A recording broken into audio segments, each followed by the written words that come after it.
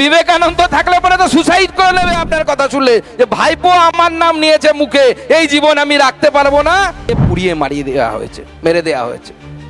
দোষ কি তার? দোষ তার একটাই, তার মা গালয় কাঠের মালা পরতো, স্ত্রী মাথায় সিঁদুর পরতো, সন্ধেবেলা হলে তুলসী তলায় প্রদীপ জ্বালাতো। মাথায় রাখবেন, আমার লোক হলো না, আমার দাদা হলো না, তেনার দাদা হলো, ওদের কিচ্ছু যায় আসে না। পশ্চিমবঙ্গের মুখ্যমন্ত্রী যেই হোক বিজেপির নীতি অনুসারে তাকে চলতে হবে, সেরকম আপনার বিধায়ক যেই হোক তাকে বিজেপির নীতি অনুসারে চলতে হবে। পুলিশের আসতে কতক্ষণ সময় লেগেছিল মমতা বন্দ্যোপাধ্যায়ের? পুলিশের আসতে মাত্র 4 থেকে 5 ঘন্টা, মাত্র 4 থেকে 5 ঘন্টা। রক্তক্ষরণ, রক্ত বেরিয়ে যাচ্ছে একের পর এক। চন্দন দাস, হরগোবিন্দ দাস কাতরাচ্ছে। দোষ তাদের কি ছিল? তারা শুধুমাত্র মা কালী, মা দুর্গার মূর্তি বানাতো। মঞ্চ বানিয়েছে, এর থেকে বড় মঞ্চ। আর এই যে মাঝখানে যে রাস্তাটা, এখানে একটা বড় র্যাম্প বানিয়েছে, এটা ফ্যাশন শো হচ্ছে, তার মধ্যে হাঁটতে হাঁটতে যাচ্ছে। বডি বিল্ডিং করে বডি বানিয়েছে, কাজ নেই, কি করবে? কাজ নেই তো খইবাজ, নাই কাজ তো খইবাজ। ইউনিভার্সিটিতে পড়াতাম, প্রচুর মাইনে, একজন ইউনিভার্সিটি প্রফেসরের যেরকম হয়, সায়েন্সের টিচার, এসি ল্যাব, ওই ল্যাবে আমি রাজা, বিরাট ঘর নিয়ে 5টা স্টুডেন্ট, যা বলবো বললে পাও টিপে দেবে, এরকম অবস্থা। কারণ আমার তাদের ভাগ্য আমাদের হাতে থাকে। সেই সুখের জিনিস ছেড়ে, জীবন ছেড়ে এই রাস্তায় এসেছি, রোদে তাপছি, পরিবারের সাথে মাসের পর মাস দেখা হয় না, বাচ্চাদের মুখ দেখতে পাই না। কিসের জন্য? উদ্দেশ্য একটা, এই পশ্চিমবঙ্গকে বাঁচাতে হবে, এটাকে বাংলাদেশ তৈরি করে দেওয়া যাবে না। আমার প্রশ্ন, বাঙালি হিন্দুর জন্য যে পশ্চিমবঙ্গ তৈরি হয়েছিল, সেই পশ্চিমবঙ্গে যদি বাঙালি হিন্দু মূর্তি তৈরি করার জন্য যদি খুন হতে হয়, তাহলে হিন্দুর আগামী দিনে যাবে কোথায়? তার কাছ থেকে বিবেকানন্দ শিখতে হবে, যার নাম গরু পাচারে জড়ায়। জয় সংকল্প সভার মানে কি? আমরা জয় করতে চাই। কি জয় করতে চাই? এই পশ্চিমবঙ্গ, যে পশ্চিমবঙ্গকে মমতা বন্দ্যোপাধ্যায় এবং তার দলবল দ্বিতীয় বাংলাদেশ বানানোর পরিকল্পনা করছে। আজকেই দিল্লি থেকে 2টো চ্যানেল আমার হিন্দিতে এবং ইংরেজিতে ফোনও নিল, মানে ফোনে যে বাইট নেয়। কি বলছে? বাংলাদেশের ছেলে খোকন চন্দ্র দাস, তাকে ঘরের মধ্যে জ্যান্ত জ্বালিয়ে পুড়িয়ে মারিয়ে দেওয়া হয়েছে, মেরে দেওয়া হয়েছে।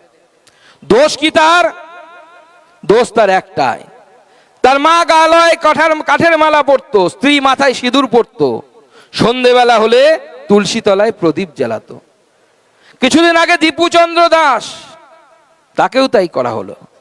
কি তার দোষ ছিল? সে নাকি কোনো একটি ধর্মের অবমাননা করেছে, সেই অজুহাতে তাকে গণধোলাই করা হলো। পুলিশ জনতার হাতে তুলে দিল। গণধোলাই করার পর গলায় দড়ি টাঙিয়ে গাছের সাথে ঝুলিয়ে দেওয়া হলো।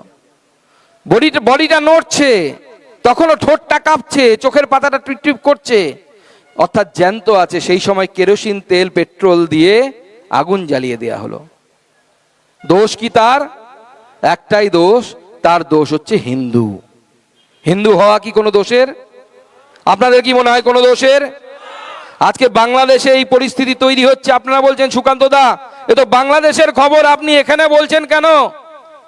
তাহলে আপনাদেরকে স্মরণ করিয়ে দিই কয়েক মাস আগের কথা, যখন মুর্শিদাবাদে শামশেরগঞ্জে ওয়াকফ আইন পাশ নিয়ে তখন এই ধরনের আন্দোলন চলছিল।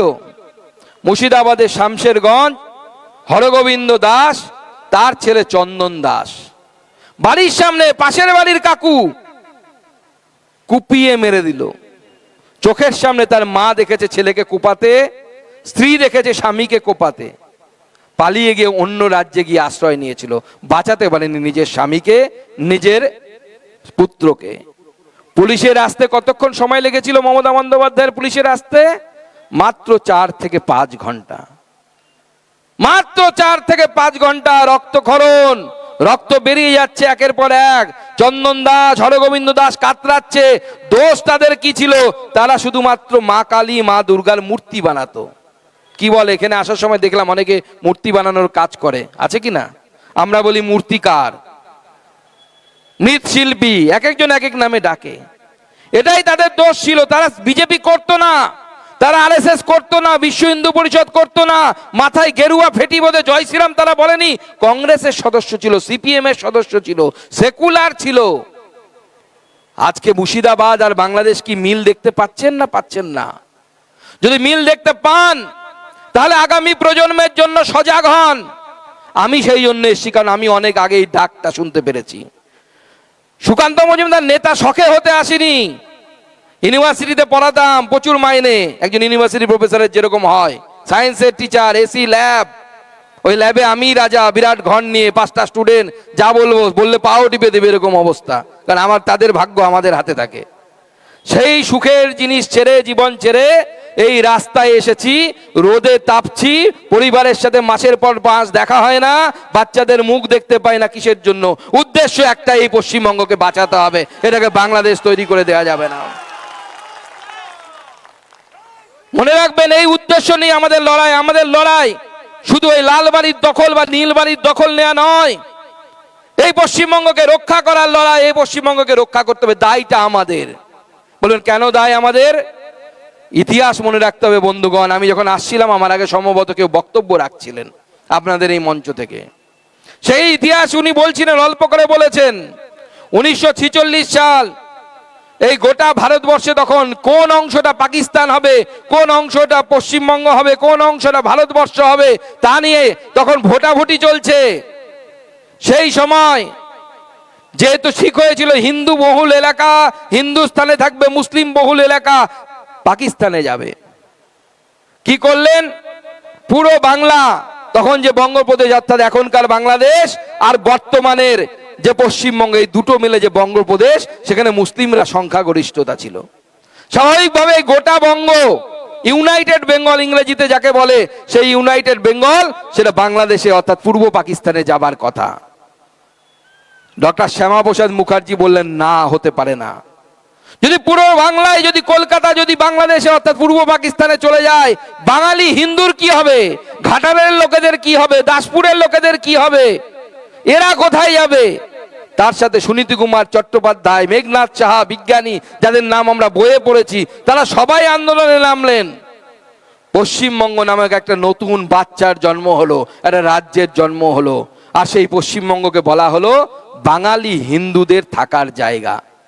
অন্যরা থাকতে পারেন, কেউ না, অসুবিধা নেই, যে কেউ থাকতে পারে। কিন্তু আমার প্রশ্ন, বাঙালি হিন্দুর জন্য যে পশ্চিমবঙ্গ তৈরি হয়েছিল, সেই পশ্চিমবঙ্গে যদি বাঙালি হিন্দু মূর্তি তৈরি করার জন্য যদি খুন হতে হয়, তাহলে হিন্দুরা আগামী দিনে যাবে কোথায়? আমরা কি উড়িষ্যায় পালাবো, না মধ্যপ্রদেশে পালাবো, না বিহারে পালাবো, নাকি মেরুদণ্ড সোজা করে লড়াই করবেন? সেই জায়গায় পৌঁছতে চান? কি লড়াই করতে চান? যদি লড়াই করতে চান, পশ্চিমবঙ্গকে বাঁচাতে চান, নিজের ধর্ম সংস্কৃতি যদি রক্ষা করতে চান, তাহলে সুকান্ত মজুমদারের সাথে আসুন, বিজেপির সাথে আসুন, বিজেপির সকল নেতৃত্বের সাথে আসুন, আমরা সবাই মিলে কাঁধে কাঁধ মিলিয়ে লড়াই করব। আর তার জন্য প্রথম যে শর্ত, এইবারে নির্বাচনে আমাদের প্রার্থী এখান থেকে যে হবে, কে হবে প্রার্থী? দল যাকে ঠিক করবে। আমি প্রার্থী সব জায়গাতে একজনকেই দেখতে পাই, সেটা হচ্ছে 5টা পাপড়িওয়ালা পদ্ম ফুল, তার বাইরে আমি কিচ্ছু চোখে পড়ে না। সেটাই ভারতীয় জনতা পার্টির প্রার্থী। মাথায় রাখবেন, আমার লোক হলো না, আমার দাদা হলো না, তেনার দাদা হলো, ওদের কিচ্ছু যায় আসে না। পশ্চিমবঙ্গের মুখ্যমন্ত্রী যেই হোক, বিজেপির নীতি অনুসারে তাকে চলতে হবে। সেরকম আপনার বিধায়ক যেই হোক, তাকে বিজেপির নীতি অনুসারে চলতে হবে। বিজেপির কর্মীরা যেরকম চাইবে সেরকম আপনার বিধায়ককে চলতে হবে, যেরকম আপনারা চাইবেন সেরকম আপনাদের সাংসদকে চলতে হবে। এটাই ভারতীয় জনতা পার্টির নীতি। সেই জন্য সবাই মিলে কাঁধে কাঁধ মিলিয়ে লড়াই করুন, এই পশ্চিমবঙ্গকে রক্ষার লড়াই। যে পশ্চিমবঙ্গকে রক্ষার লড়াই নিয়ে আমরা এখানে এগিয়ে এসেছি। এখন তৃণমূলও আমাদের দেখা দেখি বিভিন্ন জায়গায় সভা শুরু করেছে। আমাদের রাজ্য সভাপতি শ্রমিক দা, আমাদের বিরোধী দলনেতা শুভেন্দুবাবু এবং আমি, তার সাথে অন্যান্য নেতৃত্ব বিভিন্ন জায়গায় সভা করছি। তৃণমূলের ভাইপো, চেনেন তো ভাইপোকে? হ্যাঁ হ্যাঁ, সবাই বলছে চোর চোর চোর, আমি বলছি না, জনতা বলছে চোর। সে কালকে এরকম একটা মঞ্চ বানিয়েছে, এর থেকে বড় মঞ্চ। আর এই যে মাঝখানে যে রাস্তাটা, এখানে একটা বড় র্যাম্প বানিয়েছে, এটা ফ্যাশন শো হচ্ছে, তার মধ্যে হাঁটতে হাঁটতে যাচ্ছে। বডি বিল্ডিং করে বডি বানিয়েছে, কাজ নেই, কি করবে? কাজ নেই তো খইবাজ, নাই কাজ তো খইবাজ। সে র্যাম্পে হাঁটতে হাঁটতে যাচ্ছে আর বলছে, সেখানে গিয়ে বড় বড় জ্ঞানের কথা বলছে, সুকান্ত মজুমদার এই করেছে, অমুক করেছে, তমুক করেছে। আর 3টে লোককে নিয়ে এসছে, বলছে দেখুন এদেরকে নাকি নির্বাচন কমিশন মৃত বলেছে। আমি ভাইপোকে বলতে চাই, আপনি তো 12-এর বেশি পড়াশুনো করেননি, অঙ্কটা হয়তো ভুলে গেছেন। এই রাজ্যে নির্বাচন কমিশন 24 লক্ষ মৃত ভোটারের নাম বাদ দিয়েছে। আপনি মঞ্চে তুললেন কাকে? 3 জনকে। শতকরা অঙ্ক ছোটবেলায় আমরা সবাই করেছি। 3কে 24 লক্ষ দিয়ে ভাগ দিন, 100 দিয়ে গুণ করুন। আপনাকে হিসাবটা শিখিয়ে দিচ্ছি, ভুলে গেছেন হয়তো। ইংলিশ মিডিয়াম স্কুলে পড়াশোনা করেছেন তো, কতটা ভালো পড়েছেন জানি না। এটা পার্সেন্টেজ, অর্থাৎ শতকরা করলে পাড়ায় বেরোয় 0.0000125, মানে 24 লক্ষে 3 জন শতকরা এত। আপনি সেটা দেখিয়ে বলছেন ভুল আছে। আরে আমি তো বলছি অভিষেক বন্দ্যোপাধ্যায়কে এক পাতা বাংলায় একটা দরখাস্ত লিখতে বলুন, এর থেকে বেশি পার্সেন্টেজে বানান ভুল করবে বেটা, ওটাও ঠিক মতো লিখতে পারবে না, সেই ক্ষমতা নেই। সে আবার বলছে সুকান্ত মজুমদার বিবেকানন্দকে বলেছে, এই বলেছে হ্যান বলেছে। আরে আপনি বুঝতে পারেননি। আরে তার কাছ থেকে বিবেকানন্দ শিখতে হবে, যার নাম গরু পাচারে জড়ায়। সুকান্ত মজুমদার 2 বারের এমপি, কিছুদিন হলো মন্ত্রী হয়েছি।